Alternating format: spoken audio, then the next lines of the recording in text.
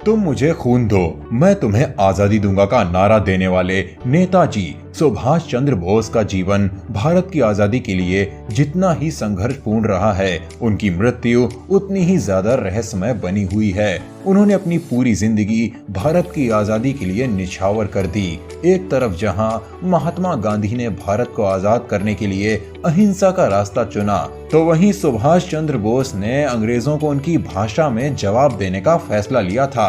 आइए जानते हैं नेताजी सुभाष चंद्र बोस के जीवन से जुड़ी हुई कुछ दिलचस्प बातें। नेताजी सुभाष चंद्र बोस का जन्म 23 जनवरी 1897 को कटक उड़ीसा में हुआ था। उनकी माता का नाम प्रभावती दत्त बोस और पिता का नाम जानकी नाथ बोस था। भारतवासी उन्हें नेताजी के नाम से संबोधित करते थे।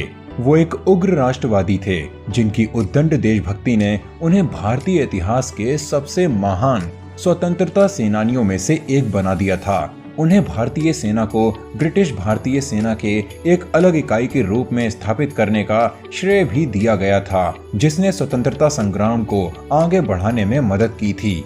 18 अगस्त 1945 को एक विमान दुर्घटना में जलने से घायल होने के बाद ताइवान के एक अस्पताल में उनकी मृत्यु हो गई। उन्होंने स्कूली शिक्षा कटक के प्रोटेस्टेंट यूरोपियन स्कूल में की थी। उन्होंने प्रेसिडेंसी कॉलेज से स्नातक की उपाधि प्राप्त की। 16 साल की उम्र में स्वामी विवेकानंद और रामकृष्ण की रचनाएं पढ़ने के बाद वे उनकी शिक्षाओं से प्रभावित हुए।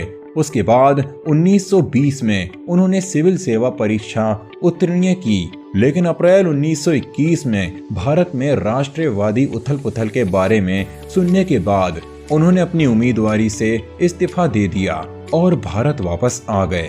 सुभाष चंद्र बोस एक वीर सैनिक, योद्धा, महान सेनापति और कुशल राजनीतिज्ञ थे। उन्होंने देश को अंग्रेजों की गुलामी से आजाद कराने के लिए आजाद हिंद फौज के गठन से लेकर हर भारतीय को आजादी का महत्व समझाने तक हर काम को किया। वो केवल भारत ही नहीं बल्कि दुनिया भर के लिए प्रेरणा हैं। तुम मुझे खून दो, मैं तुम्हें आजादी दूंगा, ये वो नारा है जिसने हर भारतीय के खून को खौला दिया। अंग्रेजों से लड़ने के लिए एक ऐसी ताकत दी जिसे हम देशभक्ति का नाम दे सकते हैं।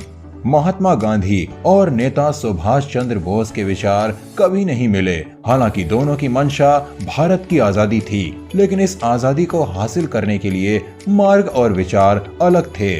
गांधी जी उदार दल के नेता थे, तो वहीं बोस क्रांतिकारी दल का नेतृत्व करते थे। हालांकि पहली बार गांधी जी को भारत का राष्ट्रपिता नेताजी सुभाष चंद्र बोस ने ही कहा था। उसके बाद महात्मा गांधी राष्ट्रपिता बन गए।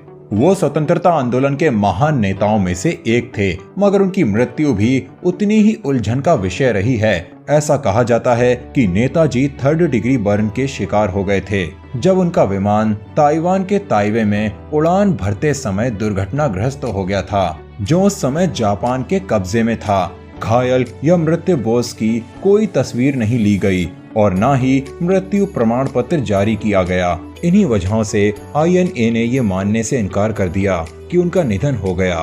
बोस के कई समर्थकों ने उनके निधन के समाचार और परिस्थितियों दोनों पर विश्वास करने से इनकार कर दिया। इसे साजिश बताते हुए कहा गया कि बोस के निधन के कुछ घंटों के भीतर कोई विमान दुर्घटना नहीं हुई, इसीलिए आज भी नेताजी के बारे में कुछ मिथक कायम हैं।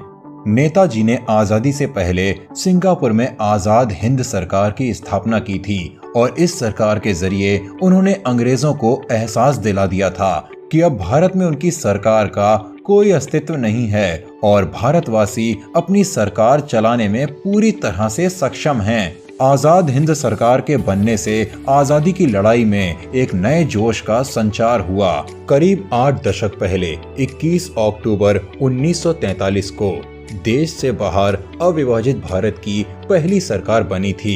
उस सरकार का नाम था आजाद हिंद सरकार। इसके बाद 21 अक्टूबर 1943 को आजाद हिंद सरकार की स्थापना हुई थी। आजाद हिंद फौज के सर्वोच्च सेनापति की हैसियत से सुभाष चंद्र बोस ने स्वतंत्र भारत की अस्थायी सरकार बनाई। नेताजी ने 1943 में पहली बार अंडमान निकोबार में तिरंगा फहराया था और ये तिरंगा आजाद हिंद सरकार का था। सुभाष चंद्र बोस भारत की पहली आजाद सरकार के प्रधानमंत्री, विदेश मंत्री और रक्षा मंत्री थे।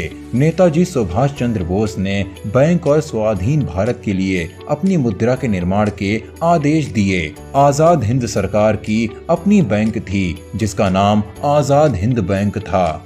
आजाद हिंद फौज यानी इंडियन नेशनल आर्मी का मुख्य आधार एकता, त्याग और निष्ठा रखा गया था और इसी भावना से संगठन में नए आदर्शों की भावना का विकास किया गया। इसके साथ ही महिलाओं के लिए झांसी की रानी रेजिमेंट का गठन किया गया, जिसकी कमान कैप्टन लक्ष्मी स्वामीनाथ लक्ष्मी सहगल को सौंपी गई। आजाद हिंद फौज का दिल्ली चलो नारा और सलाम जय हिंद देश के अंदर और बाहर बसे भारतीयों के लिए प्रेरणा का स्रोत था। नेताजी ने भारत की आजादी के लिए दक्षिण पूर्वी एशिया में रहने वाले सभी धर्मों और क्षेत्रों के भारतीयों के साथ मिलकर रैली की थी। इस साल नेताजी सुभाष चंद्र बोस की 125वीं जयंती के मौके पर इंडिया गेट पर बोस की भव्य मूर्ति लगाई जाएगी। पीएम ने ट्वीट पर इसकी जानकारी दी है। पीएम मोदी ने ट्वीट में कहा कि ऐसे समय पर जब पूरा देश नेताजी सुभाष चंद्र बोस की 125वीं जयंती मना रहा है, मुझे ये बताते हुए खुशी हो रही है कि ग्रेनाइट से बनी हुई उनकी भव्य प्रतिमा इंडिया गेट पर स्थापित की जाएगी। ये उनके प्रति भारत के ऋणी होने का प्रतीक होगा। आज की वीडियो में बस इतना ही। आपको ये जानकारी कैसी लगी वो आप हमें कमेंट बॉक्स में कमेंट करके जरूर बताना और जानकारी अच्छी लगी हो तो वीडियो को ज्यादा से ज्यादा शेयर भी कर देना। मिलते हैं आप सबसे बहुत ही जल्द एक नई जानकारी के साथ।